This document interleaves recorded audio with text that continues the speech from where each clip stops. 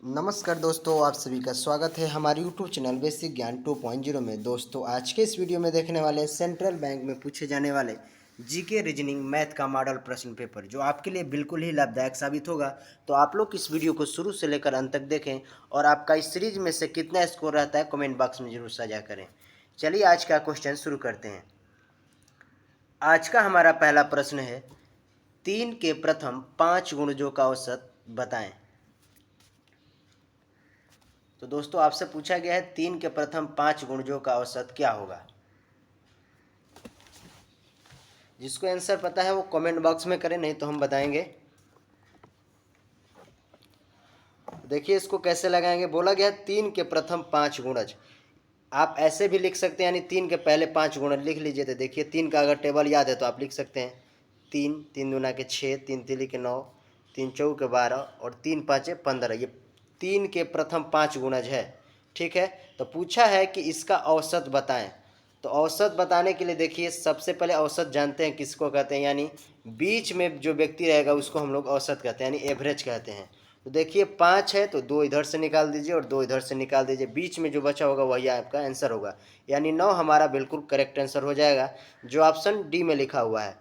एक विधि ये हो गया, और दूसरा विधि देखिए, सबसे पहले 3 के प्रथम 5 गुणज बोला है तो पहला हो जाएगा 3, और लास्ट वाला क्या होगा, 3 में 5 का गुणा कर दिया, यानी लास्ट वाला हो जाएगा 15। तो पहली संख्या और लास्ट संख्या यानी 15 और 3 जोड़ दीजिए 18 और बट्टा में 2 से भाग देंगे, वे भी आपका आंसर मिल जाएगा, यानी 9। ठीक है, अगला क्वेश्चन देखते हैं।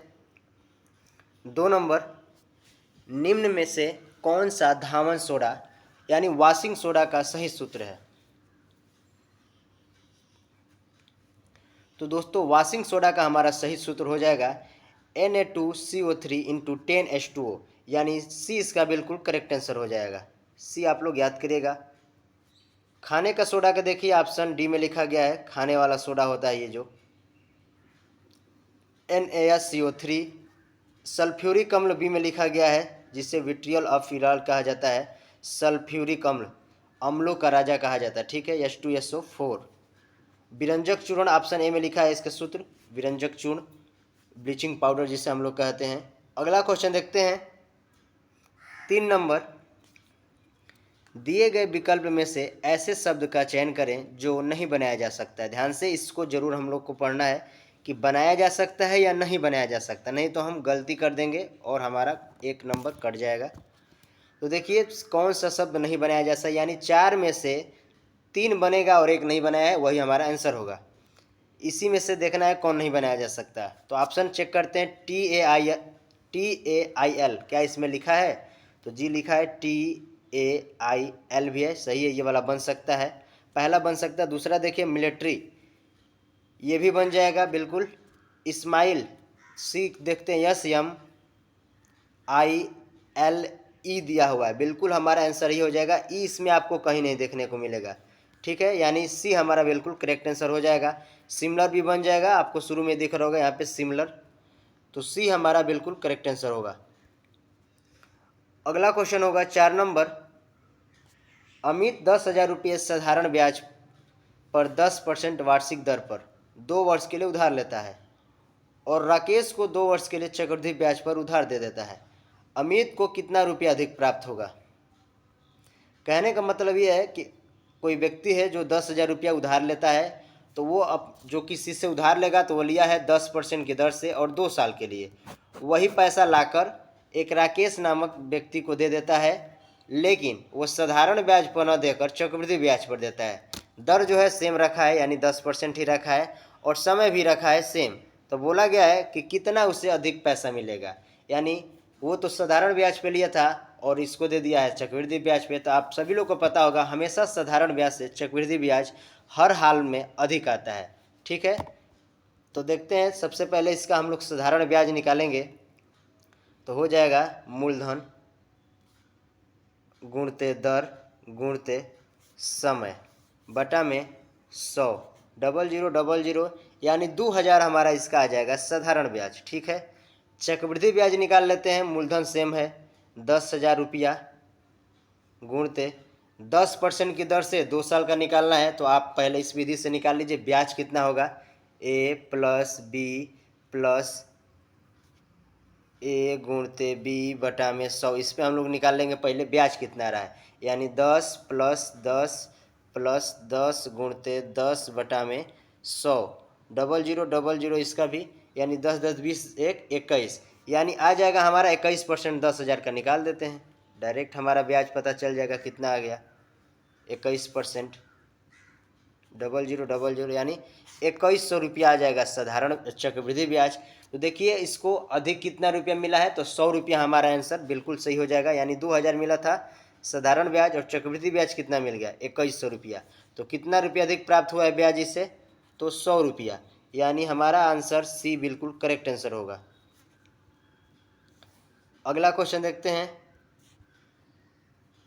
आप सभी लोग जरूर बताइएगा आपका स्कोर इसमें कितना रहा है। सारे ही प्रश्नों को बिल्कुल सही ढंग से लिया गया है और हमेशा उम्मीद रहेगा कि हम ढंग से बताएं, सभी लोग को समझ में आए। देखिए आप 5वां क्वेश्चन है, 72, 90 और 45 का लघुत्तम समअपवर्तक क्या होगा। एलसीएम से क्वेश्चन है, तो 72, 90, 45। आप सोच रहे होंगे क्या इतना भी आसान क्वेश्चन आएगा, बिल्कुल हर एक चैप्टर से यहाँ पे क्वेश्चन दिया गया है, हर एक जो भी आपके सिलेबस दिया गया है उन सबसे टच करके क्वेश्चन मिलेगा। तो यहाँ पे आपसे पूछा गया एलसीएम, कभी आपसे एससीए भी पूछा जा सकता है, तो इसको आप लोग लगाएंगे तो आ जाएगा हमारा 307। आप लोग लगाइएगा जरूर। 5 नंबर क्वेश्चन का हमारा बिल्कुल सही आंसर हो जाएगा ए, 360 एलसीएम पूछा गया, ठीक है। अगला क्वेश्चन देखते हैं, 6 नंबर, वज्जी महाजनपद की राजधानी कहाँ थी। तो दोस्तों बुद्ध काल में 16 महाजनपद थे, ठीक है। उस समय तो उसमें वज्जी एक था, तो उसकी राजधानी आपसे पूछा गया है। तो दोस्तों वज्जी की राजधानी थी वैशाली, आप लोग याद करिएगा, वज्जी की राजधानी थी वैशाली। सूरसेन पूछा जाएगा, सूरसेन की राजधानी कहाँ थी, तो मथुरा। कौशल देश की राजधानी, कौशल पूछा जाएगा, कौशल देश की राजधानी कहाँ थी, तो श्रावस्ती। यहीं पे सबसे अधिक बुद्ध जी ने अपना ज्ञान दिया है। कभी कभी एग्जाम में देता है कि बुद्ध ने अपना सर्वाधिक उपदेश कहाँ दिया था, तो ऑप्शन में आपको यही रहेगा, तो आप टिक करेंगे श्रावस्ती, ठीक है। कौशल देश की राजधानी थी श्रावस्ती, यानी हमारा आंसर आप यहाँ पे याद करिएगा बी होगा, वज्जी की राजधानी। अगला क्वेश्चन देखते हैं, 7 नंबर, एक निश्चित कूट भाषा में स्टेडियम को TSADIMU लिखा जाता है, तो उसी भाषा में क्रिकेट को कैसे लिखा जाएगा। तो सबसे पहले आपका दायित्व होगा कि देखिए नंबर से अगर बढ़ा है तो नंबर से हम लोग आगे बढ़ाएंगे, नहीं तो उल्टा इधर उधर किया है तो हम लोग वैसे करके आंसर बताएंगे। तो देखिए नंबर से तो यहाँ पे नहीं हुआ है, देखने से स्पष्ट लग रहा है, क्योंकि ST ये सारे अक्षर लिखे गए हैं सेम, सिर्फ या इधर उधर किया गया है, तो हम लोग भी उसी तरह करते हैं। सबसे पहले आपको इसमें पकड़ना पड़ेगा STA, देखिए STO के लिखा है TSA, यानी टी को ला दिया है, यानी जो बीच वाला दूसरा है उसको पहले ला दिया है, तो हम लोग भी इसमें CR में से इसको पहले ला देते हैं R, उसके बाद CI, RCI सभी में मिल रहा है, आगे और चेक करना पड़ेगा। उसके बाद लिखा है DIUM, DIUM, तो यहाँ पे DI को DI रखा है, यानी सी को के हम लोग सी के ही रहने देंगे, ठीक है। और इसको लास्ट वाला को 2 पलट देना है, यानी हमारा T इधर आ जाएगा और E इधर आ जाएगा। अब देखिए कहाँ पे लिखा है ऐसा, RCIC KTE, बी हमारा बिल्कुल करेक्ट आंसर हो जाएगा। 7 नंबर क्वेश्चन का बिल्कुल राइट आंसर हो जाएगा। ऐसे क्वेश्चनों का आप जरूर प्रैक्टिस करें, आपको एग्जाम में देखने को मिलेगा। अगला प्रश्न होगा हमारा 8 नंबर, दिए गए श्रेणी में लुप्त श्रेणी का ज्ञात करें। तो दोस्तों दिए गए श्रेणी में सबसे पहले आपको देखना पड़ेगा कैसे सीरीज बढ़ाए, गुणा करके, जोड़ के, घटा कर, लेकिन यहाँ पे देखने से पता चल रहा है कि वृद्धि हुई है, तो यानी जोड़कर बढ़ाए। अब कैसे बढ़ाए, सबसे पहले 46 से 51 का अंतर लेते हैं, तो 51 में 46 घटाइए, 5 का वृद्धि हुआ है। अगला देखते हैं 76 से 51 घटाइए, 25 का वृद्धि हुआ है, यानी 5, 25। अगला एक बार और देख लेते हैं, 201 में 76 घटा दीजिए, 11 में से 6 जाएगा 5 और 9 में से 7 जाएगा 2 और यहाँ पे 125। यानी स्पष्ट हो गया 5 पे 1 घात, 5 पे 2 घात, 5 पे 3 घात, ऐसे कर कर के बढ़ाया गया है। यानी 5 पे इस पे देखिए 3, 5 पे यहाँ पे 4, तो 5 पे हम लोग 5 को बढ़ा देंगे। तो 5 पे 5 का क्या होता है पहले हम लोग देखते हैं।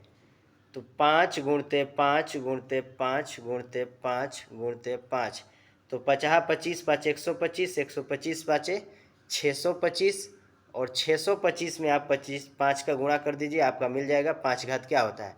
50 25 2 5 दूना 10 2 12 1 6 5 30 1 31, यानी 3125 हम बढ़ा देंगे, हमारा आंसर सामने होगा। तो 3125 में 826 जोड़ देते हैं, 826 जोड़ देते हैं। 6 5 11, 2 2 4 1 5, 8 1 9 3, यानी 3951।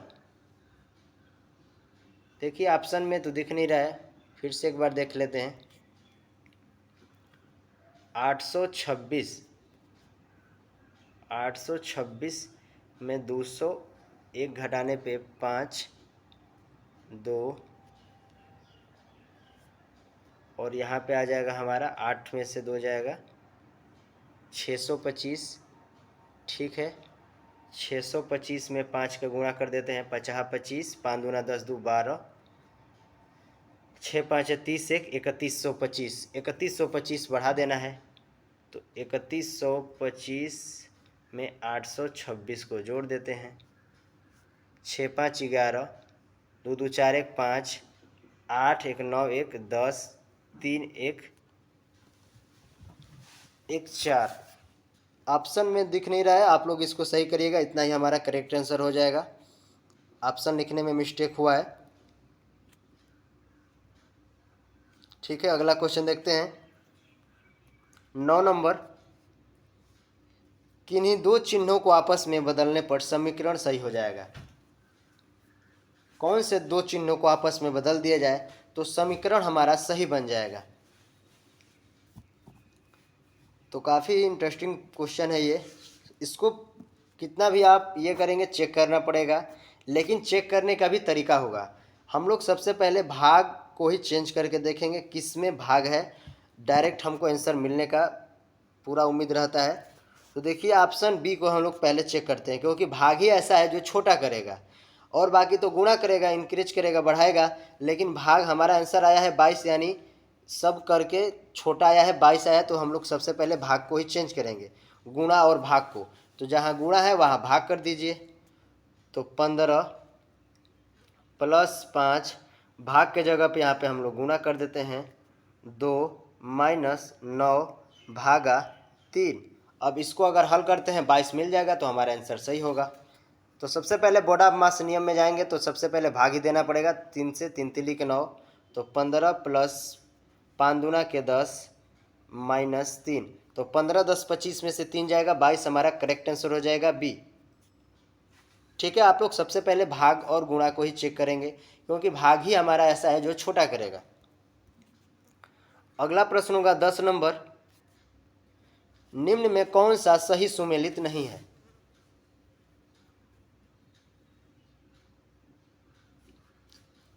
तो अगर आप लोग याद किए होंगे, ये उत्सव है। बैसाखी पंजाब दिया है, गरबा गुजरात दिया है, विदेशिया बिहार और कर्मा महाराष्ट्र। तो आप लोग को बताना है कौन सा सुमेलित नहीं है।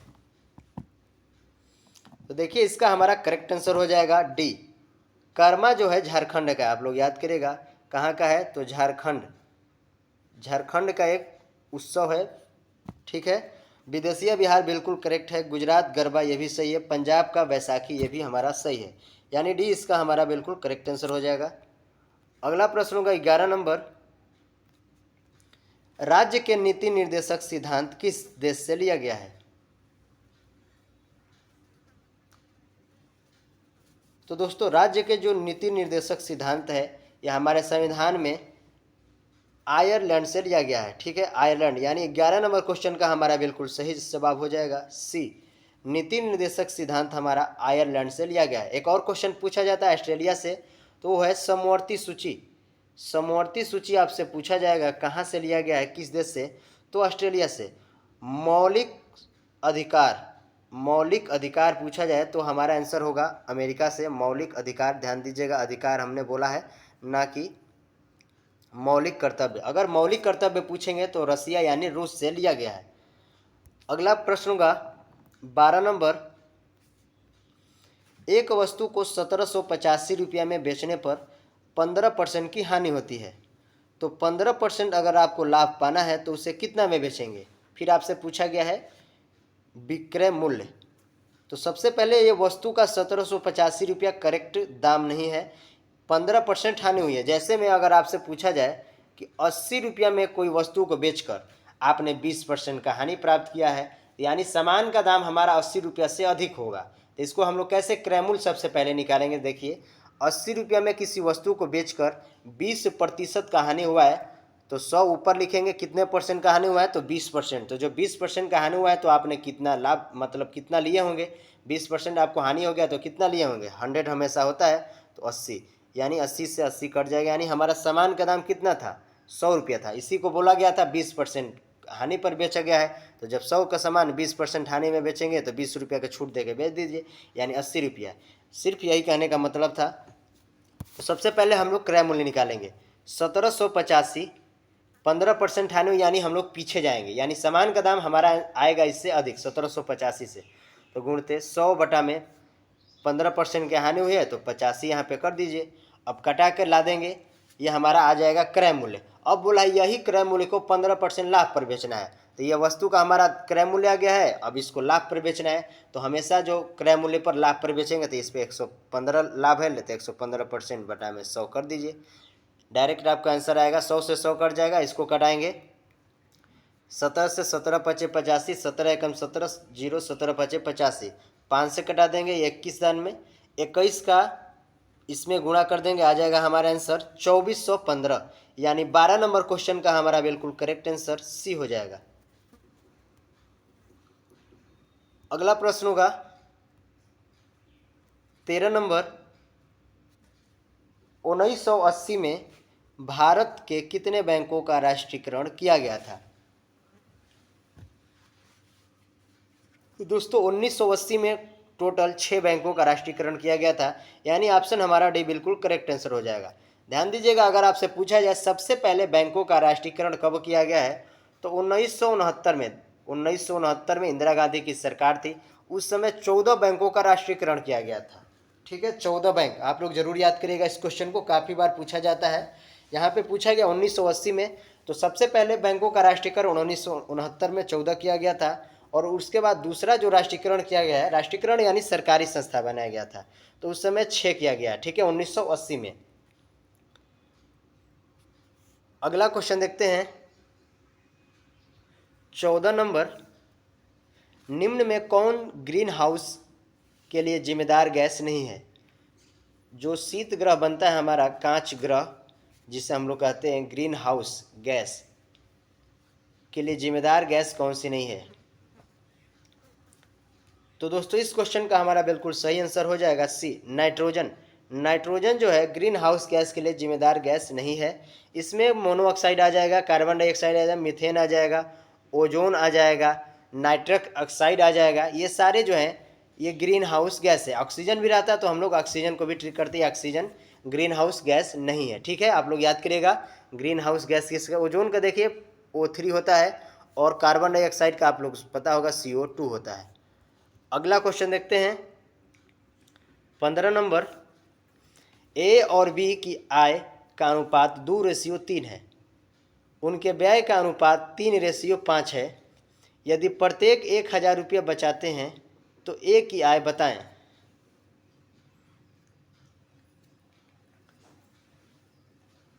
तो दोस्तों इस क्वेश्चन को चलिए लगाते हैं। सबसे पहले इन लोगों का आय लिखते हैं, 2:3 में है, और व्यय का अनुपात क्या है, 3:5 है, और बचाते कितना है ये 1000 रुपया प्रत्येक बचाते, यानी दोनों भी ए और बी बचाता है 1000 रुपया, और बी भी बचाता है 1000 रुपया। सबसे पहले रेशियो देखते हैं क्या बराबर है या नहीं।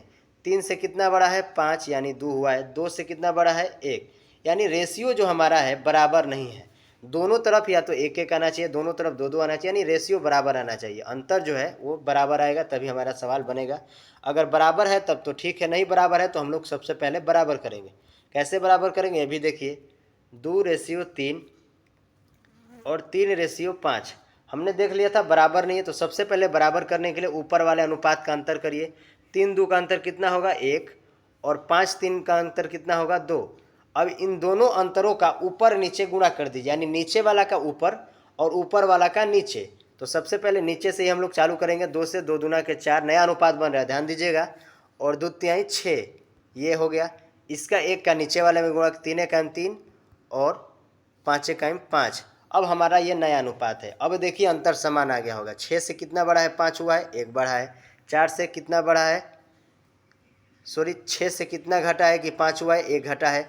4 से कितना घटा है कि 3 हुआ है, तो 1 घटा है। यानी 1 बराबर यही हमारा 1000 रुपया है। ठीक है, अब 1 बराबर 1000 है, 2 बराबर आता है 1000, तो 1 का वैल्यू पहले निकाल दें। लेकिन हमारा 1 बराबर 1000 ही आ गया है। तो पूछा है ए क्या है, तो ए का अनुपात है 4 और बी का अनुपात है 6। अब 1000 में 4 का गुणा कर दिया, यानी 4000 हमारा बिल्कुल सही आंसर होगा, जो ऑप्शन बी में दिख रहा है। अगला प्रश्न होगा 16 नंबर। दिए गए 4 युगों में से 3 एक समान है, तो आपको भिन्न का पता लगाना है। तो दोस्तों भिन्न का पता लगाना है, कैसे पता लगेगा देखिए। सबसे पहले 5 से हुआ है 105, ठीक है, 5 से 105। 6 से हुआ है 180, और 7 से हुआ है 294, और 4 से हुआ है 48।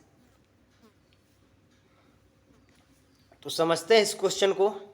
देखिए 4 का अगर घन करेंगे और उसमें से 4 का स्क्वायर घटा देते हैं, देखिए कितना मिलता है। 4 का घन होता है 64 और 4 का स्क्वायर होता है 16, घटा दीजिए तो आपको मिल जाएगा 48, जो बिल्कुल सही है।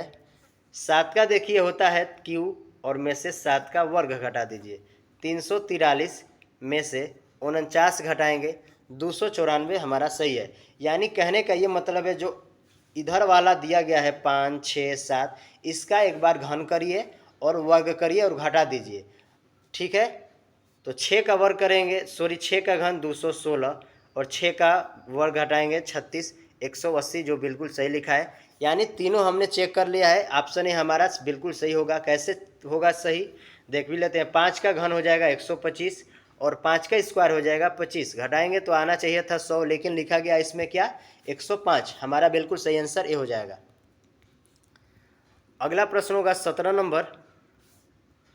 अंडमान निकोबार द्वीप समूह किस उच्च न्यायालय क्षेत्र के अंतर्गत आता है। देखिए वर्तमान में कुल भारत में कुल 25 उच्च न्यायालय हैं। वैसे भारत में कुल 28 राज्य और 8 केंद्र शासित प्रदेश हैं। तो आप सोचेंगे कि प्रत्येक राज्य का एक उच्च न्यायालय होता है, तो क्यों 25 ही उच्च न्यायालय है। तो ऐसा कुछ नहीं, जो छोटे छोटे जो राज्य हैं उनका एक ही राज्य में दे दिया गया है उसका उच्च न्यायालय। जैसे में अंडमान निकोबार एक केंद्र शासित प्रदेश है, इसका उच्च न्यायालय जो है किस उच्च न्यायालय के क्षेत्र के अंतर्गत आता है, तो हमारा सही आंसर हो जाएगा ए, कोलकाता। कोलकाता के अंतर्गत आता है। यहाँ पे ध्यान दीजिएगा, अगर आपसे पूछा जाए लक्षद्वीप ये भी केंद्र शासित प्रदेश है, ये कुछ किस उच्च न्यायालय के अंतर्गत आता है, तो केरल के अंतर्गत आता है लक्षद्वीप। ठीक है, और कोलकाता उच्च न्यायालय के अंतर्गत जो आता है अंडमान निकोबार द्वीप समूह का उच्च न्यायालय क्षेत्र। अगला क्वेश्चन देखते हैं 18 नंबर। खाली स्थान का पता लगाएं। तो दोस्तों खाली स्थान का पता लगाना है आपको। तो देखिए भारत संबंधी एशिया दिया है, तो ब्राजील संबंधी क्या होगा। देखिए भारत जो है एशिया में पड़ता है, उसी तरह ब्राज़ील जो देश है वो किस महाद्वीप में पड़ता है। भारत एशिया महाद्वीप में पड़ता है, तो उसी तरह ब्राज़ील जो है हमारा दक्षिणी अमेरिका। यानी 18 नंबर क्वेश्चन का हमारा बिल्कुल सही हो जाएगा सी, दक्षिणी अमेरिका में ब्राज़ील पड़ता है। अगला क्वेश्चन होगा 19 नंबर। संविधान का दूसरी अनुसूची का संबंध किससे है।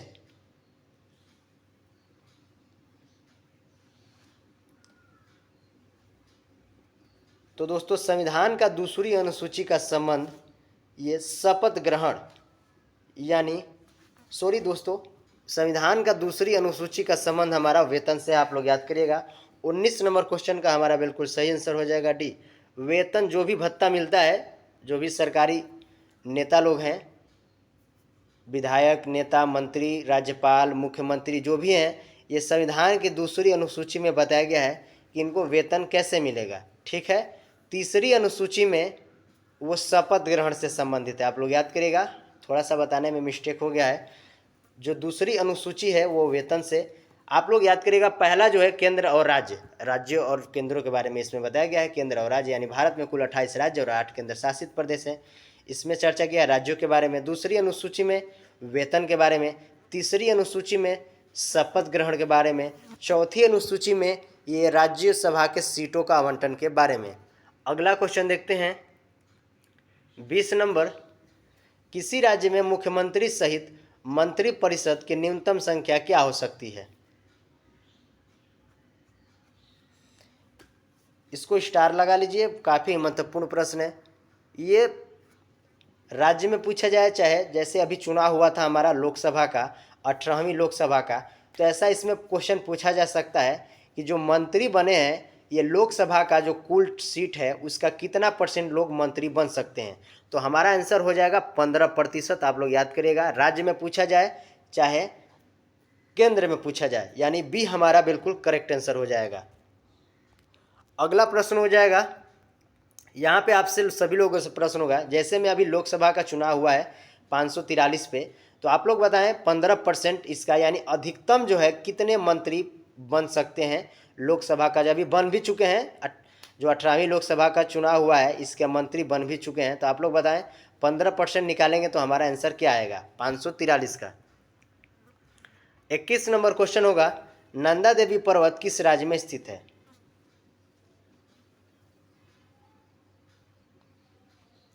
तो दोस्तों नंदा देवी जो पर्वत है ये उत्तराखंड है। 21 नंबर क्वेश्चन का हमारा बिल्कुल सही आंसर सी हो जाएगा। आप लोग याद करेगा उत्तराखंड। फूलों की घाटी भी अगर आपसे पूछा जाए तो उत्तराखंड में स्थित है। और एक क्वेश्चन आता है शांतिवन कहाँ पे है, तो ये केरल में। आप लोग याद करेगा, इसमें आप लोग बिल्कुल ही कंफ्यूज ना हो। अगला प्रश्न होगा 22 नंबर, यदि 3p बराबर 4q तथा 3q बराबर 5r तो p संबंधे r का अनुपात बताएं।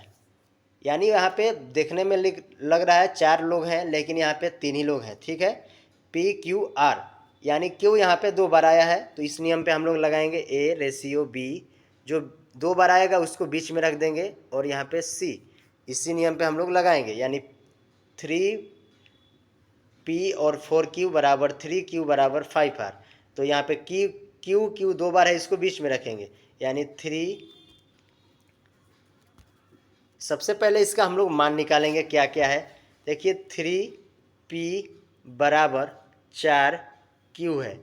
अक्षर को अक्षर के साइड में और अंक को अंक के साइड में सबसे पहले लेंगे, उसके बाद हम लोग डिसाइड करेंगे कौन 2 बार आ रहा है। ठीक है, तो p को यहीं पे रहने दीजिए और q इसके बट्टा में ला दीजिए, तो आ गया यहाँ पे 4 और 3, यानी p बटा q, यानी p का मान है 4 और q का मान है 3। उसी तरह इसमें भी निकाल लेंगे, 3q बराबर 5r, q यहीं पे रहने देंगे और इसके बट्टा में आ जाएगा r बराबर 5, यहीं पे था, इसके बट्टा में आ गया 3, यानी p q बराबर एक जगह आया है 4 3, और फिर एक जगह q r बराबर आया है 5 रेशियो 3। तो हम लोग इस पे देखिए q 2 बार आ गया है, तो हम लोग लिखेंगे उस नियम पे अभी जो हमने बताया, 4 संबंधे 3, 5 संबंधे 3, यानी इस तरह निकल रहा है p q r निकल रहा है हमारा। तो 5 चौ के 20, 5 तिहाई 15, 3 तिरी के 9। आपसे इसमें से जो पूछा गया होगा बता दीजिए। p और r पूछा गया है, यानी p हमारा 20 हो जाएगा और संबंधे r हमारा 9 हो जाएगा। ऑप्शन डी हमारा बिल्कुल करेक्ट आंसर हो जाएगा। अगला प्रश्न होगा 23 नंबर, ए किसी कार्य को 10 दिन में पूरा कर सकता है तथा बी उसे 15 दिन में पूरा कर सकता है। वो एक साथ 4 दिनों तक काम किए हैं, तो कितना कार्य शेष बचेगा? तो सबसे पहले हम लोग पूरा कार्य निकालेंगे, टोटल हमारा कार्य क्या है। कार्य कैसे निकलेगा, जब हम लोग एलसीएम ले लेंगे तो पूरा हमारा कार्य निकल आएगा। ए का आ जाएगा हमारा 10 और बी उसे कितने दिन में कर रहा है, 15 दिन में। 10 और 15 का एलसीएम लेंगे तो 10 यानी 30 और 15 दूना के 30, यानी टोटल जो कार्य हमारा निकल के आ गया क्या, 30 गो कार्य है हमारा टोटल। ए एक दिन में 3 कार्य कर रहा है और बी एक दिन में 2 कार्य कर रहा है। ठीक है, ये हमारा आ गया नीचे वाला क्षमता। अब बोला है वो एक साथ 4 दिनों तक काम करते हैं, तो दोनों लोग को पहले एक साथ मिलाकर 4 दिन करा दीजिए। तो 3 2 5 यानी 5, ये पूरा क्षमता हो गया। 4 दिन करेंगे तो 5 चौके 20, यानी टोटल इन्होंने 20 गो कार्य किया है। तो टोटल हमारा 30 गो कार्य था, जिसमें से 20 कार्य हो गया है। देख लीजिए यहाँ पे, तो यानी 20 कार्य किए हैं कितना में से, 30 में से, यानी 30 में से 20 कार्य किए हैं तो कितना कार्य शेष बचा है। अब कर दीजिए, यानी 30 में से 20 घटा दीजिए तो हो जाएगा हमारा 10/30, यानी इतना शेष कार्य बचा है। 0 से 0 काटा दीजिए, यानी 1/3 हमारा करेक्ट आंसर हो जाएगा डी। अगला प्रश्न होगा 24 नंबर। राम, सीता और लखन ने एक व्यापार में 16,000 रुपया, 18,000 रुपया और 22,000 रुपया लगाकर शुरू किया। यदि वर्ष के अंत में 26,600 रुपया का लाभ हुआ है तो उसमें राम का हिस्सा बताएं क्या है। पार्टनरशिप से यह प्रश्न है, साझेदारी। तो सबसे पहले हम लोग लिखेंगे 16,000। देखिए 1 साल का व्यापार चला है, साफ स्पष्ट बता दिया है, यानी गुणते 12। ये भी 18,000 गुणते 12, फिर 22,000 गुणते 12। ये आपस में सब बराबर है, ठीक है, ध्यान दीजिएगा, रेशियो का है।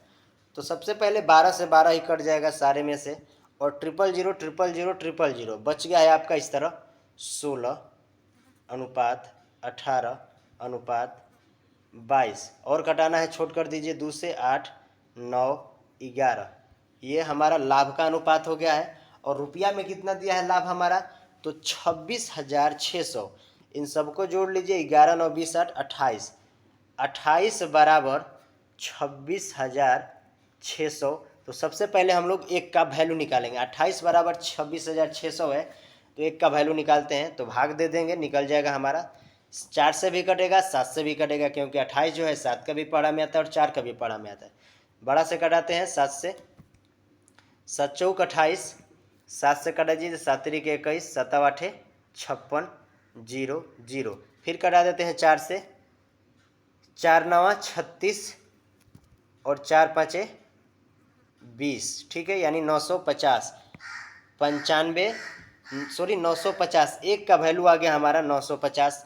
अब आपसे पूछा गया है क्या, कि राम का हिस्सा क्या था। तो राम का हिस्सा आपको पता होगा 16 18 22 था, इसको हमने कटा के किया था, ये 8 ये 9 और ये 11। तो राम का हिस्सा हमारा 8 है, 8 का गुणा कर दीजिए, यानी 950 में 8 का गुणा करेंगे, आंसर आपके सामने होगा 0 8 5 40 9 8 72 4 76, यानी 7600, ऑप्शन डी। अगला प्रश्न होगा 25 नंबर। 4 क्रमागत विषम संख्या ए बी सी और डी का औसत 18 है, तो आपको बताना है बी और सी का औसत क्या होगा। तो क्रमागत संख्याएं हैं, वो भी विषम संख्या, ध्यान दीजिएगा। तो सबसे पहले 4 गो क्रमागत संख्या, तो औसत का हमने बताया है, औसत यानी बीचों बीच जो होगा, तो 18 लिख लेते हैं। जो 18 एक हमारा सम संख्या है। तो लगातार विषम संख्याएं कैसे चलती है, जैसे में आप कहीं से उठाइए, 51 हो गया, उसके बाद हमारा क्या आएगा 53 आएगा, उसके बाद हमारा क्या आएगा 55 आएगा, 57 आएगा, तो कहीं से भी उठाएंगे तो लगता रहेगा। तो हमारा जो औसत दिया है वो 18 दिया है, तो वो लगातार संख्याएं होनी चाहिए। ये बीचों बीच हो गया है हमारा ये व्यक्ति। 18 के बाद विषम संख्या क्या आएगा 19, 19 के बाद विषम संख्या क्या आएगा 21, 18 से पहले क्या आया होगा विषम संख्या 17, 17 से पहले 15। ये 4 लगातार विषम संख्याएं हो गई, 15 17 19 21, और इनका औसत क्या है 18। अगर आपसे यहाँ पे पूछा जाता कि सबसे बड़ी संख्या क्या है, तो 21 हो जाएगा विषम, सबसे छोटी संख्या क्या है, तो 15 हो जाएगा। लेकिन यहाँ पे पूछा है बी और सी का औसत। देखिए ये ए है, ये बी है, और ये सी है, और ये डी है। तो बी और सी, तो इसमें से बी ले लीजिए 17 और 19, 17 और 19 को जोड़ लीजिए और बता दीजिए। 17 और 19, 9 7 16, 1 2 1 3, 36। इन दोनों का योग हो गया 36। औसत बराबर होता ही है कुल पदों का योग बटा में कुल पदों की संख्या। तो 36 में कितनी संख्याओं को हमने जोड़ा है? 2 संख्या, 2 से भाग दे दीजिए। 18, 18 हमारा बिल्कुल करेक्ट आंसर हो जाएगा बी। अगला क्वेश्चन है 26 नंबर। एक लड़की की ओर इशारा करते हुए अरुण कहता है, यह लड़की मेरे पिता की एकमात्र संतान की पुत्री है। अरुण की पत्नी का इस लड़की के साथ क्या संबंध है? जिसको आपको लग रहा होगा कि ये हम लगा लेंगे तो आप उसको वीडियो को रोकिए और उसका पहले आंसर अपने आप से लगाइए, नहीं तो हम फिर वीडियो में बता ही रहे हैं आपको। तो दोस्तों एक लड़की की ओर इशारा करते हुए यहाँ पे हमने एक लड़की बना दिया और यहाँ पे अरुण जी को बना दिया। ठीक है, अरुण जी हैं ये। यह लड़की मेरे पिता की, यानी अरुण के पिताजी हो जाएंगे ऊपर, पिताजी माताजी सब ऊपर बनेंगे, नाना नानी सब ऊपर बनेंगे। ठीक है, पिता की एकमात्र संतान की पुत्री है। पिता की एकमात्र संतान, यानी पिताजी के एकमात्र संतान स्वयं अरुण होगा, अरुण ही है। अरुण की संतान की पुत्री, यानी इसी के स्वयं पुत्री है। यानी अगर पूछा जाता कि अरुण की ये जो लड़की है वो क्या है, तो बेटी हो जाएगी। लेकिन यहाँ पे पूछा क्या है?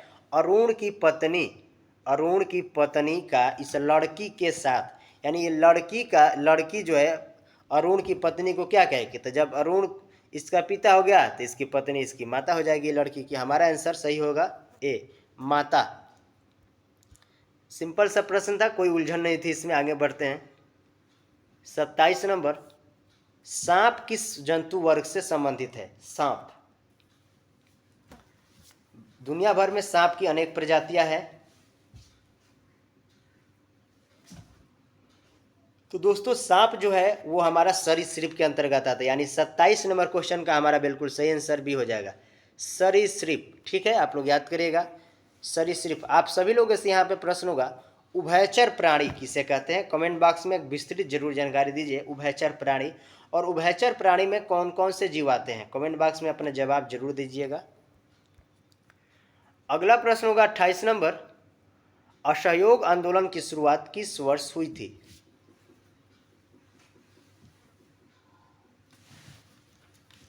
तो दोस्तों असहयोग आंदोलन की शुरुआत 1 अगस्त 1920, यानी 28 नंबर क्वेश्चन हमारा बिल्कुल सही हो जाएगा बी। 1 अगस्त 1920 को असहयोग आंदोलन की शुरुआत हुई थी। ठीक है, आप लोग याद करिएगा 1942 कोई नहीं ट्रिक करेगा, उस समय भारत छोड़ो आंदोलन चालू किया गया है, भारत छोड़ो आंदोलन। ठीक है, 1930 में सविनय अवज्ञा आंदोलन, सविनय अवज्ञा आंदोलन नमक सत्याग्रह के भी नाम से इसे जाना जाता है। अगला प्रश्न होगा 29 नंबर। क्षेत्रफल की दृष्टि से भारत का सबसे छोटा केंद्र शासित प्रदेश कौन सा है?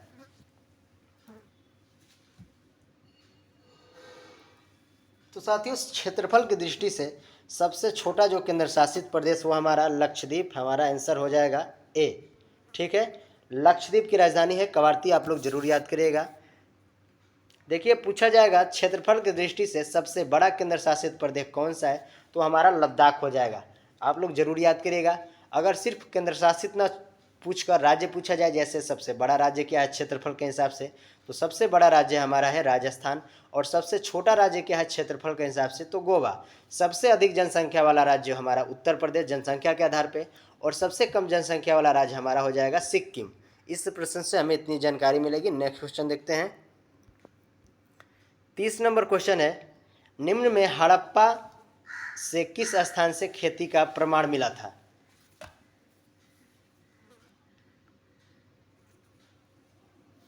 तो दोस्तों हड़प्पा जो है वहाँ के किस स्थान से खेती का प्रमाण मिला है, तो इस क्वेश्चन का हमारा बिल्कुल सही आंसर हो जाएगा कालीबंगा।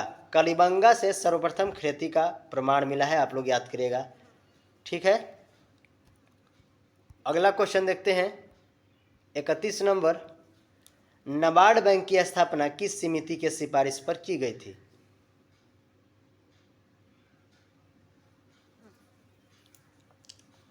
तो दोस्तों नाबार्ड बैंक की स्थापना जो है ये शिवरामन समिति, यानी 31 नंबर क्वेश्चन का हमारा बिल्कुल सही आंसर हो जाएगा सी। शिवरामन समिति के सिफारिश पर नाबार्ड बैंक की स्थापना 12 जुलाई, याद करिएगा 12 जुलाई 1982 को कर दिया गया। इसका हेडक्वार्टर कहाँ पे है? तो मुंबई, आप लोग जरूर याद करेंगे। रिजर्व बैंक ऑफ इंडिया का भी कहाँ पे है? तो मुंबई, ठीक है। यहाँ पे एक ऑप्शन में दिख रहा होगा सरदार स्वर्ण सिंह समिति।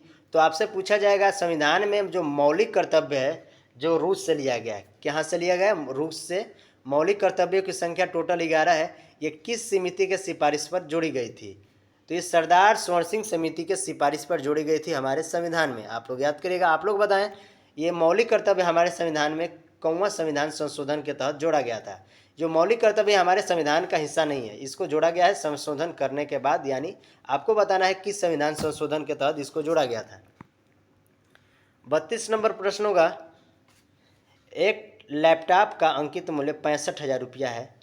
एक दुकानदार उसे 20% छूट पर बेचता है, फिर भी उसे 30% का लाभ होता है। तो आप लोग को बताना है कि लैपटॉप का क्रय मूल्य क्या था। यानी 65,000 रुपये में बेचा गया और दुकानदार को 20% छूट देता है। तो पहले 65,000 का कोई वस्तु है, 20% पहले छूट पर हम लोग बेचते हैं। अंकित मूल्य हमारा 65,000, तो 20% छूट दे दीजिए इसको आप, ठीक है। 20% छूट दे दीजिए, 0000। अब हो जाएगा 65 दूना के 130 जीरो। डायरेक्ट ही हम लोग निकाल लेते हैं इसको। 65% छूट पर 20%, यानी 6500 गुणते 20 का यानी 80 डायरेक्ट हम लोग ले लेते हैं इसको, हो जाएगा ये। और फिर उसे 30% लाभ पर बेच दिया जाता है।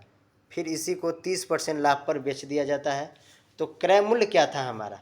यानी इसका जो वस्तु का हमारा दाम जो आएगा इससे कम आएगा। 65,000 रुपया है, एक दुकानदार उसे 20% छूट पर बेच देता है, अब फिर भी उसे 30% का लाभ होता है। 30% का लाभ होता है, यानी कि हमारा पीछे जाएंगे 130 कर दीजिए, नीचे कटा दीजिए, 0 से 0, 13 से 13 5 65 और 8 5 40, यानी 40,000 रुपया वस्तु का हमारा क्रय मूल्य था। समझ में आया आप लोग कि नहीं? देखिए कैसे किए हम। सबसे पहले आपका 65,000 रुपया है इसका दाम। आप किसी को भी छूट देंगे तो आप छूट दे दीजिए पहले। तो 20% आप छूट देंगे तो आप कितना परसेंट रखेंगे? तो 80% रखेंगे। 80 बटा में 100। हम निकालेंगे नहीं कि हमारा कितने का सामान पड़ा है, क्योंकि हमको फिर अभी उस पर भी अभी लाभ हुआ है और भी हमको पीछे जाना है। तो इसी पे फिर 100 और पीछे जाना है, यानी 30% का लाभ हुआ है तो 130 कर देंगे। बस इसी को कटा देना है। 00, 10 से इसका 0, 00 से 00, 13 से कटा दीजिए, 13 5 65 और 8 5 40। 40,000 रुपया हमारा करेक्ट आंसर हो जाएगा सी। अगला प्रश्न होगा 33 नंबर, एक व्यक्ति का वेतन 6,000 रुपया है। वह भोजन पर 20%, शेष का 20% किराए पर और शेष का 25% मनोरंजन पर और शेष अन्य खर्च पर है। तो उसका अन्य खर्च कितने रुपया है? देखिए इसमें दो तरह के प्रश्न बनते हैं। अगर इसमें शेष न दिया होता तो हम लोग सारे जो खर्च किया है परसेंटेज उसको हम लोग जोड़ लेते। लेकिन कहने का ये मतलब है, जैसे आप 100 रुपया लिए हैं, ठीक है, समझिए इस तरह 100 रुपया लिए हैं और इसमें से आप 20 रुपया किसी को दे देते हैं, तो आपसे पूछा जाएगा आपके पास शेष रुपया कितना अभी बचा है। तो 100 में से घटा दीजिए 20, यानी 80 बचा है। फिर बोला जाएगा 80 में से 20 रुपया और किसी को दे दीजिए, तो आपके पास शेष कितना अभी भी धनराशि है? 50 रुपया। शेष का मतलब है कि टोटल जो पैसा बचेगा उसी में से घटाना है। तो आप लोग यहाँ पे ऐसे नहीं करेंगे कि 20% और 20% और 25% को जोड़कर और 100 में से घटा के निकाल देंगे। ऐसे करेंगे तो आपका आंसर नहीं आएगा। इसको कैसे करेंगे देखते हैं। तो सबसे पहले लिखेंगे 6,000 गुणते 20% कोई व्यक्ति अगर खर्च करेगा तो परसेंटेज में कितना बचाएगा? आप लोग बताएं। हमेशा जो भी व्यक्ति आय होता है उसका 100% होता है। तो जब आप इसमें से 20 खर्च कर देंगे तो कितना बचाए होंगे? 80%, यानी 20 खर्च कर देंगे तो 80 बचाए, तो 80 बटा में 100 गुणते फिर शेष का किराए पर 20%, फिर 20%, यानी अब 80 का ही डायरेक्ट 20%, तो अपने आप में वो भी 100% होगा धनराशि। तो फिर 20%, यानी फिर 80 बटा में 100 गुणते शेष का 25%, तो 25% खर्च कर देंगे तो बचाएंगे आप 75%। बस इसी को आपको हल कर देना है, ठीक है। तो आप जब भी इसको हल करेंगे आएगा इसका आंसर हमारा बी 2880 रुपया। आप लोग ज़रूर याद करिएगा कैसे किए हैं, 6000 टोटल, ठीक है। 20% खर्च कर देंगे तो 80/100, फिर शेष का यानी 20% यानी 80/100, और फिर शेष का 25% यानी 25 खर्च कर देंगे तो 75 बचा देंगे। ये पूरा तो हमारा खर्च किया हुआ निकल गया, जो बाकी बचेगा वो शेष अन्य खर्च होगा। तो 2880 हमारा करेक्ट आंसर होगा। आप लोग इसको हल करिएगा। अगला प्रश्न होगा 34 नंबर। एक व्यक्ति 10 किमी प्रति घंटा की गति से साइकिल चला सकता है। वह एक पुल को 90 सेकंड में पार कर जाता है, तो पुल की लंबाई बताएं। तो देखिए लंबाई बताने यानी दूरी बताना है, तो दूरी बराबर हमारा सूत्र होता है चाल गुणते समय। चाल गुणते समय, जो दोनों आपको दिख रहा होगा आप प्रश्न में। चाल है हमारा 10 किलोमीटर प्रति घंटा और समय में कितना देर में पार कर दे रहे हैं, 90 सेकंड में।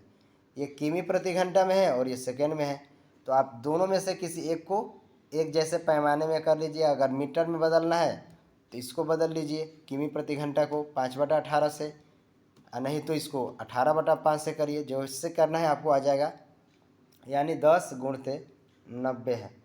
इसी को बदलते हैं 5/18 यानी ये भी मीटर प्रति सेकंड में हो जाएगा, किमी प्रति घंटा, ठीक है। कटा दीजिए, दूरी बराबर निकल के आ जाएगा आपके सामने। 18 से 18 5 90, 50 25 यानी 250 मीटर, ठीक है। ऑप्शन सी हमारा बिल्कुल सही आंसर होगा। अगला प्रश्न होगा 35 नंबर। बिना रुके एक बस की गति 60 किमी प्रति घंटा है तथा अगर रुक रुक कर वह जाती है तो उसकी चाल 51 किमी प्रति घंटा है, तो बस 1 घंटा में कितना मिनट रुकती है।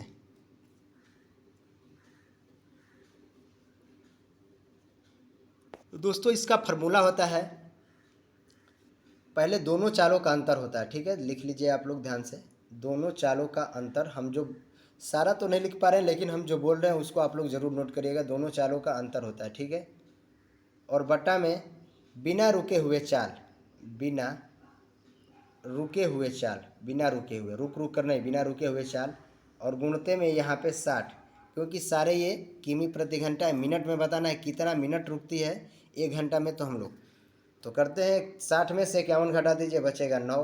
और बिना रुके हमारा चाल क्या है 60, ये हमारा घंटा घंटा में, मिनट में बताना है 1 घंटा में, 60 से ये कर दीजिए डिवाइड, 60 से 60 कट जाएगा, यानी 1 घंटा में वो 9 मिनट रुकती है। बस कितना मिनट रुकती है 1 घंटा में, 9 मिनट, यानी हमारा आंसर ए हो जाएगा। अगला प्रश्न होगा, यह रीजनिंग का प्रश्न है। अगला पद ज्ञात करें। 70 66 58 46 30। सीरीज को पकड़ते हैं, देखिए कम होता जा रहा है यानी घटाया गया है। तो 70 से 66 यानी 4 घटा है, 66 से 58 8 घटा है, 58 से 46 12, और फिर यहाँ पे घटा दीजिए 4 से 8, 4 3 12, और 4 चौके 16, ठीक है। यहाँ पे 16 हो गया है, और 20 यहाँ पे घटा देना है हम लोग को। 4 घटाया है, 8 घटाया है, 12 घटाया है, फिर 16 घटाया है, हम लोग 20 घटा देंगे, हमको आंसर मिल जाएगा। यानी 30 में से 20 घटा दीजिए, हमारा आंसर क्वेश्चन मार्क की जगह पे बी यानी 10। 10 हमारा बिल्कुल सही आंसर हो जाएगा। 37 नंबर प्रश्न है, संतोष ट्रॉफी का संबंध किस खेल से है। तो दोस्तों संतोष ट्रॉफी का संबंध फुटबॉल, यानी 37 नंबर क्वेश्चन का हमारा सही आंसर सी हो जाएगा, फुटबॉल, ठीक है। फुटबॉल हमारा बिल्कुल सही आंसर हो जाएगा। अगला प्रश्न होगा 38 नंबर। चाय उत्पादन में भारत का अग्रणी राज्य कौन सा है।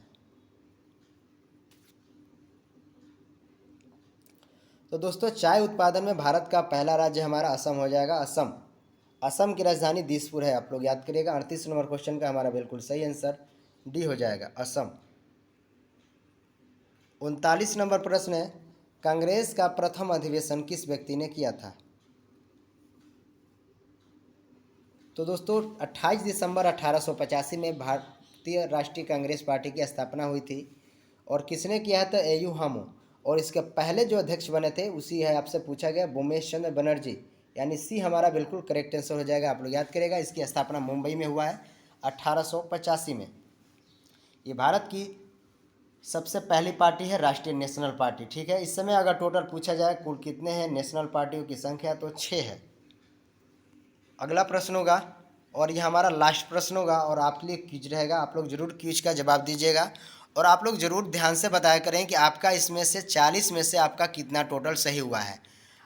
इस तरह आपको बताएंगे तो आपको ये भी पता लगेगा हमारी तैयारी कितना हद तक सही है और हमारा स्कोर बढ़ रहा है या घट रहा है और पहले से।